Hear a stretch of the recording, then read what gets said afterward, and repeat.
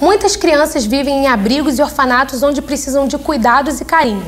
O processo de adoção no Brasil é muito cansativo e difícil. Segundo o IBGE, a busca por crianças saudáveis chega a 76%. A preferência é por recém-nascidos, ou seja, os bebês que têm até 3 meses de idade. Para esclarecer dúvidas sobre esse assunto, está aqui conosco o advogado Marcelo Teixeira. Olá, doutor, tudo bom? Olá, Raquel, como vai? Então, em abril de 2010, o Superior Tribunal de Justiça reconheceu o direito de um casal de homossexuais a adotarem uma criança. Por que a lei demorou tanto para aceitar esse tipo de caso?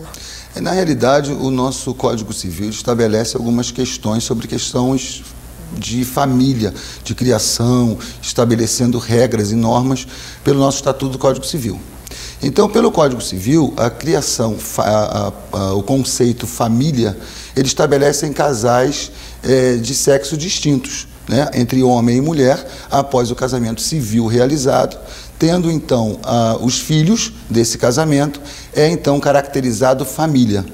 Então, como você poderia caracterizar dentro do Código Civil um casal que a opção sexual dele fosse a mesma, né, caracterizando família em função de as pessoas do mesmo sexo não ter a possibilidade de gerar Então, filhos? no caso, esse é o primeiro passo para casais homossexuais poderem adotar também? Será que esse é o começo? Eu acredito que sim. Com essa criação, dessa possibilidade do maior de 18 anos poder adotar, desde que a criança ser adotada tenha uma diferença de idade de 16 anos para este de 18, significa dizer que não impede em nenhum momento de uma pessoa solteira ter um pedido reconhecido de adoção.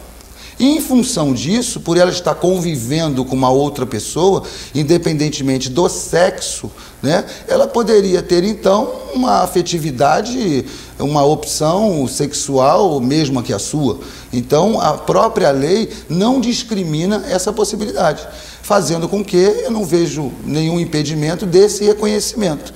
E, doutor, por que a adoção demora tanto, o processo de adoção aqui no Brasil? É um processo muito demorado, longo, cansativo. Por que demora esse tempo? Na verdade, essa foi já posta em 2009, a Lei 12.010, que modificou algumas questões dentro do procedimento da adoção, fazendo com que um processo de estabelecimento de possibilidade de adoção ou não se daria em 1 ano.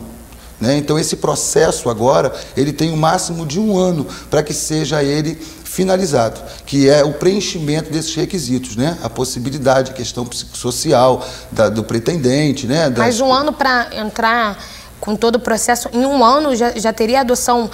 Não. Ele teria 1 ano, que é o prazo máximo, para preenchimento de todos os requisitos para poder entrar na chamada fila de adoção. Ah, sim, entendi. Né? Que aí sim, a partir do momento que ele preenche todos esses requisitos, ele tem a possibilidade de estar na fila, né, de adoção, como se fala aí, no sentido de que ele poderia já iniciar o processo de convivência, né, que é chamado de estágio de convivência com esse provável adotado, né, solicitado por ele. Os futuros papais, eles precisam passar por exames médicos, psicológicos e a visita da assistente social. No caso da Procuradora da Justiça, houve falha ao avaliar essa mulher?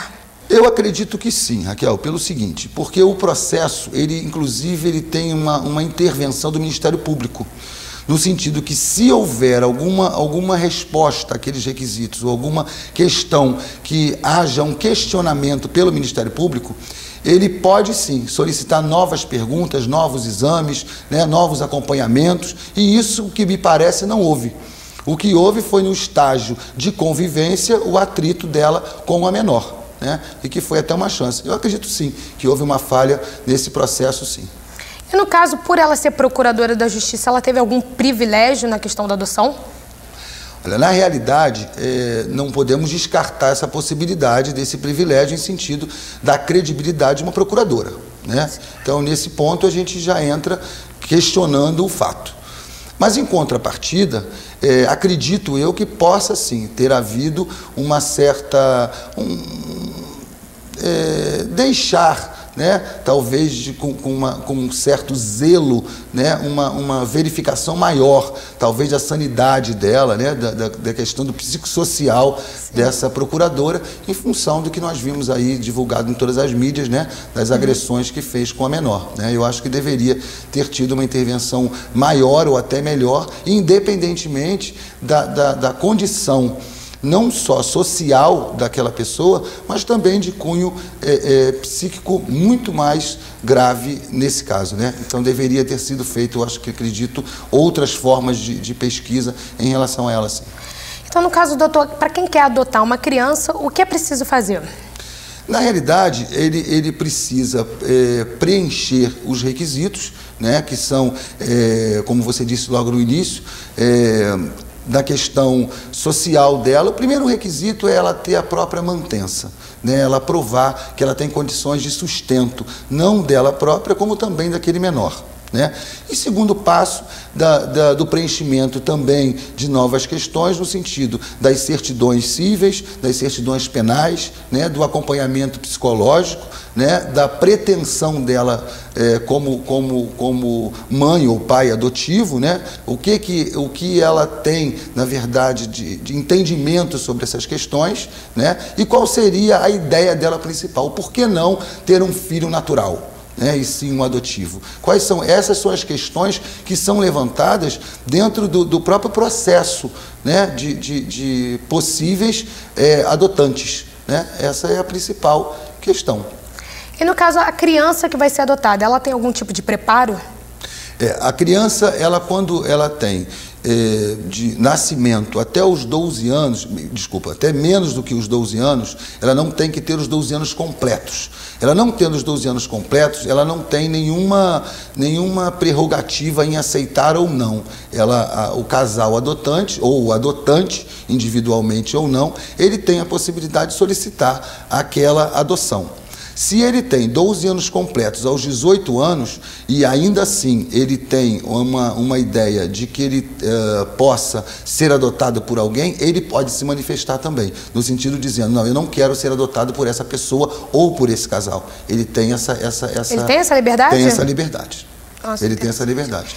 E no caso, a mãe que adota uma criança, ela tem direito à licença maternidade? Tem.